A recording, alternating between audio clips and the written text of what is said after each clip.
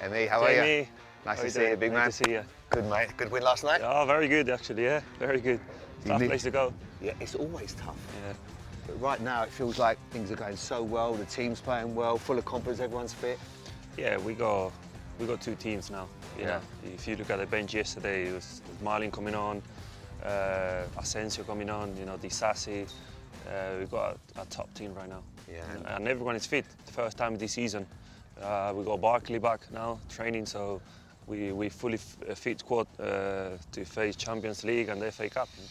You mentioned the Champions League, FA Cup, great games to come. Obviously, got to go to Paris, Crystal Palace at Wembley. Paris, you might get a little bit of stick there, I think. Yeah, but you know, I'm used to it. I'm used to it. But when I'm on the pitch, I'm, you know, just a different mentality.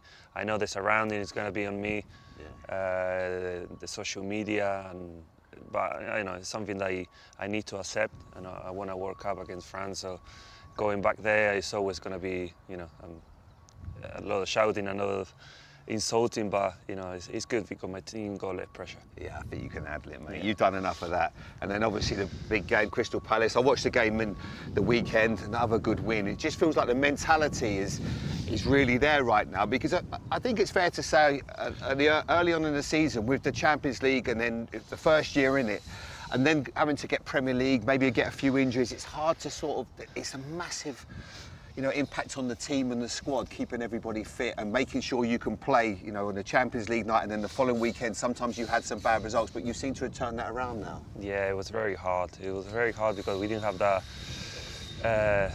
depth in the team to go and, you know, keep performing after 3 days, you know. And when you play a Champions League away from home or a Champions League night, then playing again Premier League game every 3 days is difficult because it's new for the club. Yeah.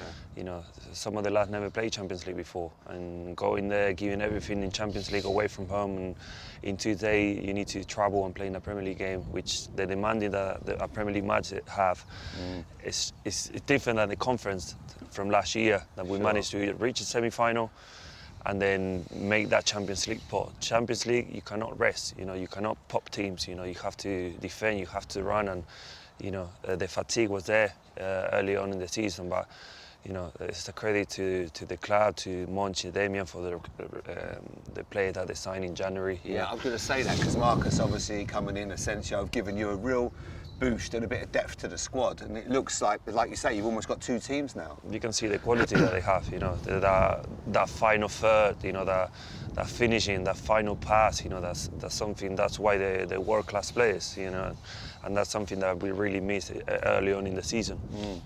And what about your form? I bet at times you have to, you know, I think you signed here 2020, is that right? Yeah. First game, saved the penalty. Yeah.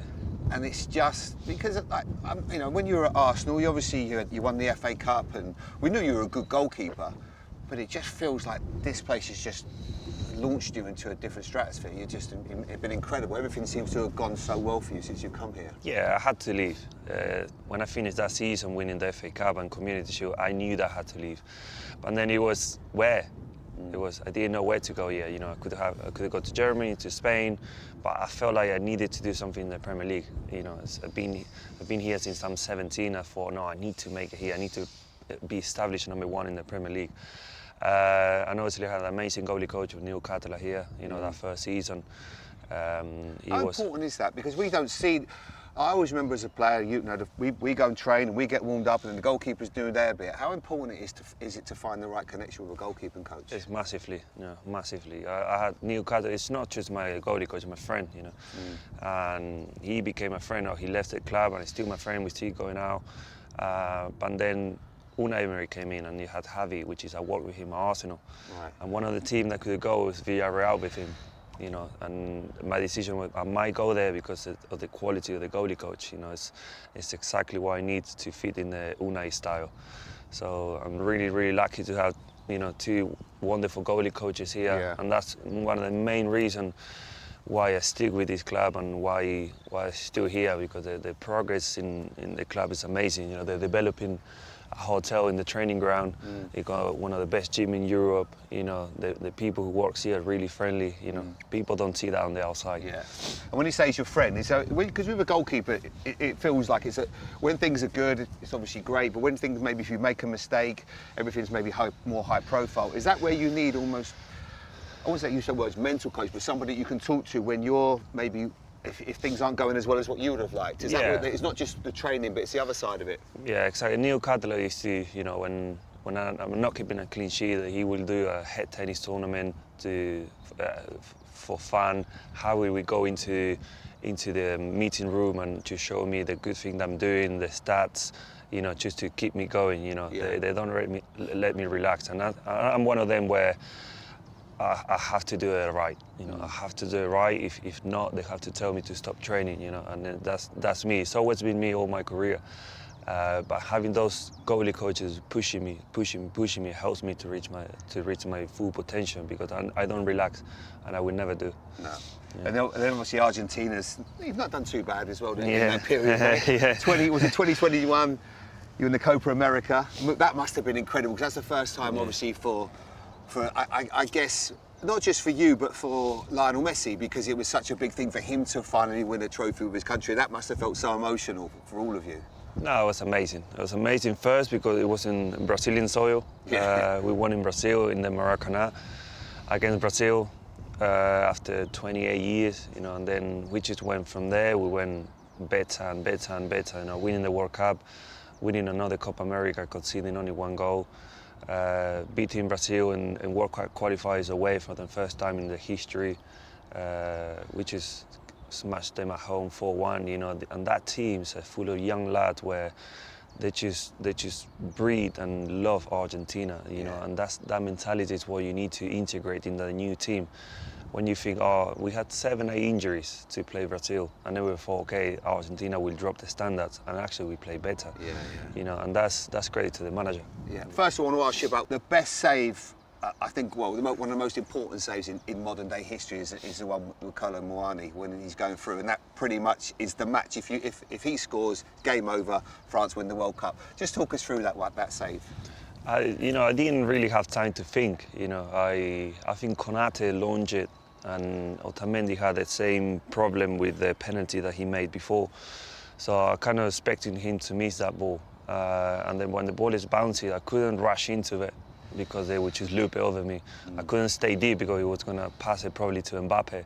So I have to engage him a little bit and just pray for me to, and that's my Pilates training. Is it the Pilates? You do a bit of Pilates. And what size? I can see what size feet you, because it was that big toe. 12. 12 you get. And I can see that you got the World Cup there as well. Did that one hurt? No. Not too bad. Not too much. No. But that must have felt good. My wife said, "What happened if you win another one?" I just put another star on it. Exactly. But that was I remember watching that game at home and just thinking, wow. And obviously your emotion, your celebrations were just like. No, it was just probably after that game. I thought I'm not gonna feel that pressure again ever in my career. Really? You know, that pressure that we had from enjoying it. Yeah. Because I enjoyed the warm up. I enjoyed until 80 minutes. I really enjoyed the game. I have no pressure whatsoever. Really? Do you not get nervous then? No, nothing. I was absolutely. Whatever? No. I was absolutely enjoying it, Jamie. Yeah. I swear on my mum's life. But then when they scored the first goal, the pressure started to build. When they scored the second one, I thought, I don't want to lose it. I don't want to lose it. And then we went 3-2 up. And then they scored again. And then again, they had 2 chances to lose the World Cup in 2 minutes. Yeah. And then I went into the penalty shootout. And for me, it's just a different game. Talk to you about that game, because you'd saved, I think, was it 2 against the Netherlands? Yeah. You say 2. So did you feel, I've got this. This is now my time, guys. Trust me, I've got it. Look, all my youth has been good in penalties, you know. So when it comes into a shootout, I know it's a different game. You know, you can score 10 out of 10 in training against me. You can score 10 out of 10 in a normal game. But in a shootout, I know that I back myself to say 1 or 2, you know. Yeah. And that's always been myself, you know. I know if I reach a side, I save it. Yeah. You know, because and I can see you got that little twink in your eye now. You love it as well, I don't you? love it, You I love love it. it. It's part of the wind up and getting them out, because it's the time when I think all the pressure is on the players. And I see their faces and they've all got their thing now, and then they step to the left a couple of times, and you can just read that, I guess. No, but you know, nowadays they make it difficult for the goalie. The players can run, stop, slow things down. We can't step over the line, so it has to get the momentum right. Yeah. You can't, and they can run, stop, jump, and we cannot move from the line. Right. You know, so they make it even more difficult for us to save it. So somehow you need to try to distract the players, or you know, it's just a mental game. For me, it's not a sport. It's not a football sport. It's a completely different sport. It is. The shootout. And it feels like it's become. You can see in the players' eyes when they got pressure. Can you tell? Can you see the fear? I see when I remember when it was Lille, and it was one of the young players taking the penalties, and I can see him shaking when he was putting the ball down. Really. So when I feel that, it's like when you in a boxing match, and then you can sense when someone is hurt. And that's when my adrenaline starts. You know, because I say if I say this one is out, it's out. So that's when I really get into that game. Oh, and you love it. I watched you and that you love it. But I never do anything before. No. Not before I say one.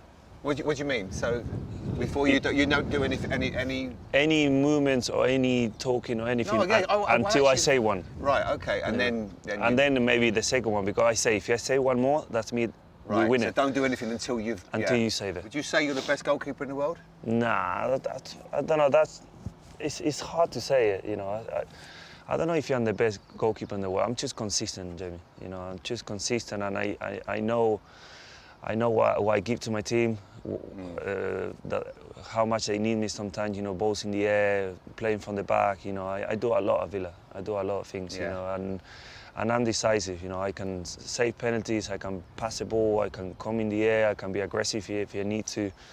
I don't know if I'm the best goalkeeper in the world, but I give confidence to my team, and sometimes that's all I need from the back.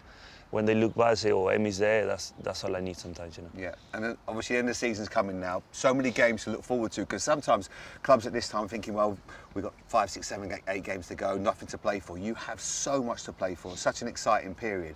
What do you genuinely believe that you can achieve? Yeah, I think in a 2 tie with PSG, obviously they're one of the best teams in Europe, but we beat Bayern Munich at Villa Park, we beat City, we beat Liverpool, we beat so many good teams. We play every week against a top team in the Premier League, so we believe we can do it. And obviously in the FA Cup we got a chance as well. I really want a trophy in this club. I really want it. I won at Arsenal. Well, you won the FA Cup at Arsenal when there was the COVID year, so you didn't have the crowd there. So this is going to feel so good going to Wembley with a crowd. So I've been always talking to the young English players, to be hungry to win it. Because the best day in England was winning the FA Cup with Arsenal. So. I had that memory in me, and then I had obviously the move to Villa, but it's one of the best days out in London. Emi, brilliant. Thank you so much. Jamie. It's a real pleasure. I'm a big fan of yours. No, and not just for the goalkeeping, but the character that you are, because there's not many characters as much in the game anymore.